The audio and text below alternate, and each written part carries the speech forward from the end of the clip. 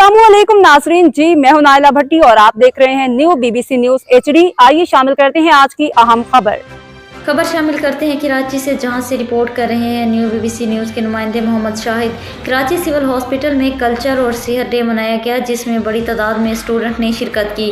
तलबा ने मुल्की सकाफत और इत्तेहाद को उजागर किया। इसके साथ सेहत के हवाले से भी बताया गया कि किस तरह अपनी सेहत को महफूज किया जाए। माहिरीन सेहत के अहम मसाइल को वाज़ेह किया और इनसे बचने की तदाबीर से भी आगाही दी। इस मौके पर special guest CPO legal DSP Sajid Gujjar ने अपने ख्यालात का इजहार करते हुए कहा कि अच्छी सेहत का कामयाब ज़िंदगी है, हमें चाहिए कि हम अपनी सेहत का ख्याल रखें। इसके साथ मुल्क की सकाफत के हवाले से भी DSP साजिद गुज्जर का कहना था कि हमारे मुल्क पाकिस्तान की सकाफत दुनिया की मशहूर सकाफतें हैं।